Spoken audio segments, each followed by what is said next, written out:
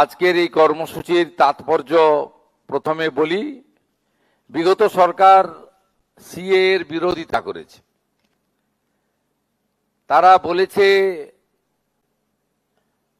শুধুমাত্র এই সিএ কিছু হয় না, বলে আপনারা তো নাগরিক, আপনারা বার্ধক্য ভাতা পাচ্ছেন, রেশন পাচ্ছেন, লক্ষ্মী ভান্ডার পাচ্ছেন, আবার কিসের নাগরিকত্ব?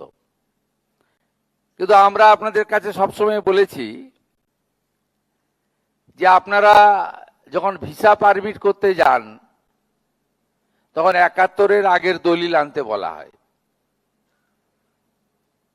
সেক্ষেত্রে আপনারা সমস্যার মধ্যে পড়তেন। তাহলে আপনাদের সরকার পুলিশের ডিআইবি স্বরাষ্ট্রমন্ত্রীর হাতে, স্বরাষ্ট্র দপ্তর আগে মুখ্যমন্ত্রীর হাতে ছিল, এখনো আমার হাতে আছে। তাহলে এই প্রশ্নটা কেন করেন? তার মানে সিএ এর প্রয়োজনীয়তা ছিল। এবং আমরা যদি ইতিহাস পড়ি তাহলে দেখব ১৯৪৫ সাল থেকে পিআর ঠাকুরের নেতৃত্বে এই লড়াই চলে এসেছে। এবং যারা বিভীষিকাময় দেশভাগ ৪৭, তারপরে ক্রমাগত প্রাণ বাঁচানোর জন্য এবং ধর্মীয় উৎপীড়নের কারণে যারা বাংলাদেশ থেকে চলে আসতে বাধ্য হয়েছেন, তারা বারে বারে এই দাবি বিভিন্ন সময়ে করেছেন যে আমাদের সহনাগরিকের মর্যাদা দেওয়া হোক। ২০১৯ সালে ঠাকুরনগরে যশস্বী প্রধানমন্ত্রী নরেন্দ্র মোদীজি একটি সভাতে এসেছিলেন। তিনি বলেছিলেন, জনতা জনার্দন যদি আমাকে আনে আমি সিএ আইন আনবো। লড়াইটা কবেকার দেখুন, ৪৫-এর দাবি, ৪৭-এ দেশ স্বাধীন। কত লম্বা লড়াই। অনেকে অধৈর্য হয়ে যান আপনারা, ভোটার তালিকায় নামটা কোথায় গেল, আমার এটা হচ্ছে না, এসসি সার্টিফিকেটটা তো এখনো পেলাম না। কিন্তু আপনারা যদি একটু অতীত মন্থন করেন, কত লম্বা লড়াই কেউ ভাবেনি। অনেকে এসেছে, অনেকে গেছে। যিনি ১৯-এ কথা দিয়েছিলেন তিনি কিন্তু জেতার পরেই লোকসভার দুটো আপনার কক্ষেই পাস করিয়ে দেন। এবং এই আইনে কোথাও বলা ছিল না যে মুসলিমদের নাগরিকত্ব কেড়ে নেওয়া হবে। আজকে আমি ধন্যবাদ জানাই, তৃণমূলের মুসলিম এমএলএরাও এসেছেন। তারাও হয়তো বুঝেছেন। সেই সময় আপনি বলুন কত ঘটনা ১৯ সালে পশ্চিমবঙ্গে ঘটেছে, অশান্তি। হাজারদুয়ারি ট্রেন পুড়েছে, সাঁতরাগাছিতে বাস পোড়ানো হয়েছে। মুসলিমদের বোঝানো হয়েছিল যে এটা এনআরসি, কিন্তু এই আইনের কোথাও লেখা ছিল না যে কারোর নাগরিকত্ব কেড়ে নেওয়া হচ্ছে। এই আইনে লেখা ছিল যে যারা ধর্মীয় সংখ্যালঘু, তারা আফগানিস্তান, পাকিস্তান, বাংলাদেশ থেকে ভারতে যারা এসেছেন ২০১৪ সালের ৩১ ডিসেম্বর পর্যন্ত, তাদেরকে ভারত সরকার সহ নাগরিকত্বের মর্যাদা দেবে। কে কে ছি বলা হয়েছে, এনআরসি বলা হয়েছে। ভুল বুঝিয়ে সরকারি সম্পত্তি ধ্বংস করা হয়েছে। অশান্তি হয়েছে রাজ্যে। লম্বা তালিকা, আমি পড়তে শুরু করলে ৪০ মিনিট লাগবে। তৎকালীন মুখ্যমন্ত্রী নিজে মিছিল করেছেন স্মৃতির মোড় থেকে শ্যামবাজার পাঁচমাথার মোড়, এই সিএ এর বিরুদ্ধে। অথচ আজকে উনার দলের যারা সমর্থক, তারাও এখন এসআইআর হওয়ার আগে পরে অ্যাপ্লাই করেছেন, কিছুজন পেয়েওছেন। এভাবে তো হয় না। সরকার তো নীতি তৈরি করে সকলের জন্য, কোন একটা নির্দিষ্ট দলের জন্য, ব্যক্তির জন্য নীতি তৈরি হয় না। একটা মিথ্যার উপরে দাঁড়িয়ে এত বড় অধিকার এই অধিকার থেকে আপনাদেরকে বঞ্চিত করা হয়েছে। ভারতবর্ষের সব রাজ্যে, গুজরাটে, রাজস্থানে, সেখানে ভারত সরকার রাজ্যকে দিয়ে দিয়েছে। ডিস্ট্রিক্ট ম্যাজিস্ট্রেটরা তারা দ্রুত হিয়ারিং করে নিষ্পত্তি করছে। এখানে আগের সরকার বিরোধ করেছে, তারা চায়ওনি, ন্যায়ওনি, ভারত সরকার দেয়ওনি। তা আমরা সরকারে এসেছি মাত্র 11 মাস। আমরা মোট এখন অবধি সিএ সার্টিফিকেট দেওয়া হয়েছে 23,956 জনকে। এই 11 সপ্তাহে আমরা দিয়েছি 5,966, এবং মোট আবেদনকারীর সংখ্যা 2,30,605। আমরা আজকে সার্টিফিকেট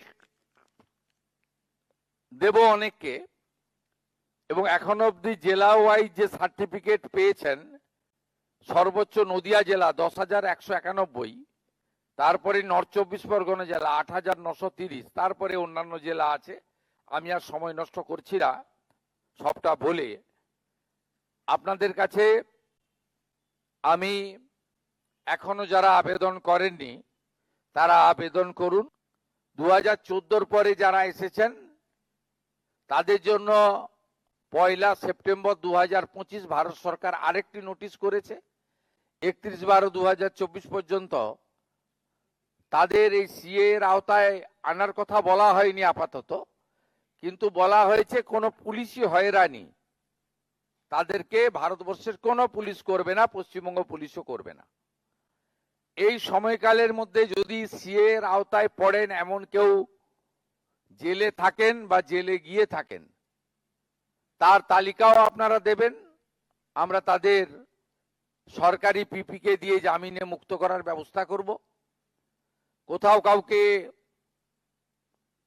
পুলিশ হয়রানি করছে না, করবেও না। আর দ্রুত আপনারা আবেদন করতে শুরু করুন। মাননীয় কেন্দ্রীয় স্বরাষ্ট্র মন্ত্রীর নেতৃত্বে হাই লেভেল টিম পশ্চিমবঙ্গে 3 সপ্তাহ ছিলেন। অনেকগুলো পয়েন্টে আলোচনার সাথে সাথে সীমান্ত সুরক্ষা সহ তারা আমাদের বলেছেন। গতকাল আমি স্বরাষ্ট্র সচিব কেন্দ্রীয় ফোন করেছিলাম যে আমরা কতদিনের মধ্যে গুজরাট, রাজস্থানের মতো আমাদের হাতে পেয়ে যাব, পশ্চিমবঙ্গ সরকারের হাতে। অর্থাৎ আমরা ডিএম সাহেবদের দিয়ে বা ডিএম ম্যাডামদের দিয়ে দ্রুত নিষ্পত্তি করতে পারবো, অতি দ্রুততার সঙ্গে। উনি আমাকে টেন্টেটিভ বলেছেন যে প্রক্রিয়া শুরু হয়েছে, আগামী 1 মাসের মধ্যে আপনারা পেয়ে যাবেন। আমরা পেয়ে গেলে আমরা দ্রুততার সঙ্গে 6 মাসের মধ্যে যত সিএ আবেদনকারী আছে আবেদনকারীদের আবেদন নিষ্পত্তি করব। নতুন যারা আবেদন করেননি 31/12/2014 মধ্যে এসেছেন তারাও আবেদন করবেন। আরো সরলীকরণের ব্যবস্থা হবে, এবং এটা হয়ে যাওয়ার পরে ভোটার তালিকায় নাম অন্তর্ভুক্তকরণ, তার পরবর্তী সময়ে এসসি সার্টিফিকেট যারা এর আওতায় এসসি আওতায় পড়ছেন, এই বিষয়গুলিও সম্পূর্ণভাবে দেখে নেওয়ার দায়িত্ব আপনারা যাকে মুখ্যমন্ত্রী করেছেন। আন্তরিক ধন্যবাদ। এবারে বলরাম চন্দ্র ঘোষ আসছেন হাবড়া থেকে।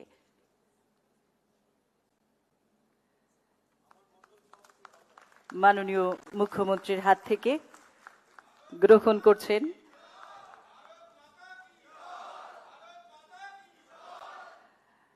এবারে শ্রীমতী তন্দ্রা দাস বারাসাত থেকে আসছেন, এবং মাননীয় মন্ত্রী শ্রী অর্জুন সিং সেটি দিচ্ছেন নাগরিকত্বের শংসাপত্র। বয়স্ক যে সমস্ত মা বাবারা রয়েছেন ওনাদের দিনের পর দিন ডিপ্রেশনের সংখ্যা কিন্তু বেড়ে যাচ্ছে। ডিপ্রেশন হলো আজকে আমাদের সোসাইটিতে যে সমস্ত মা বাবারা রয়েছেন একাকিত্বে ভুগছেন এবং একা রয়েছেন, অথবা যে সমস্ত মা বাবার কাছে সন্তানরা রয়েছেন তারাও থাকতে তার কাছে নেই, সেই সমস্ত মা বাবাদের উদ্দেশ্যে আজকে আমার বলার ডিপ্রেশনটা দিনের পর দিন তাদের ক্ষেত্রেই বেশি বেড়ে যাচ্ছে। ডিপ্রেশন শুধু একাকিত্ব বা একা থাকার জন্য আসে না, ডিপ্রেশন আসে ইকোনমিক্যাল পার্ট একটা রয়েছে, ডিপ্রেশন আসে সোশ্যাল যে সমস্ত ইনভলভমেন্ট ছিল সেই সোশ্যাল ইনভলভমেন্ট থেকে নিজেকে দূরে সরিয়ে রাখছেন। ডিপ্রেশন যখন আজকে আমার বয়স্ক মা বাবার রিটায়ারমেন্টের পরে ইকোনমিক্যালি টাকা পয়সা তাদের একটা সমস্যা তৈরি হচ্ছে, এবং সংসারে তো সবার সংসার জীবনে এটা ওটা লেগেই আছে, সেই সমস্ত কারণেই মোটামুটিভাবে আমার বয়স্ক মা বাবারা কিন্তু ডিপ্রেশনে ঢুকছেন। এবং এই ডিপ্রেশন হলে আমরা বুঝবো কি করে ডিপ্রেশনে পৌঁছাচ্ছে, সেটা বোঝার আমাদের যে উপায়গুলো রয়েছে, আমাদের ক্লিনিক্যাল সাইন সিমটম যেগুলো রয়েছে, সেটা হচ্ছে গিয়ে বয়স্ক মা বাবার কনসেন্ট্রেশন নষ্ট হয়ে যাবে, যে সমস্ত কাজকর্ম আগে করতো সেগুলো করতে পারছে না, ঘুমের সমস্যা হবে এবং কোনো কিছু করতে ভালো লাগবে না, খাবার দাবার খেতে ইচ্ছা করবে না, কেউ বেশিও খাবে কেউ কম খাবে, কোনো পেশেন্টের এনার্জি একেবারে কমে যাবে, কোনো শক্তি পাচ্ছে না, এবং কোনো মা বাবা কমপ্লেন করবে যে আমি হয়তো এই সমস্ত কমপ্লেন যদি থাকে তাহলে আমাদের কিন্তু ডিপ্রেশনের কথাটা ভাবতে হবে। আনন্দ আর ভালোবাসার দীপ্তিতে গড়া সমুজ্জ্বল পরমা, ঠিক তোমারই মতো। শ্যাম সুন্দর কোম্পানি জুয়েলার্স, আগরতলা, উদয়পুর, ধর্মনগর, কলকাতা।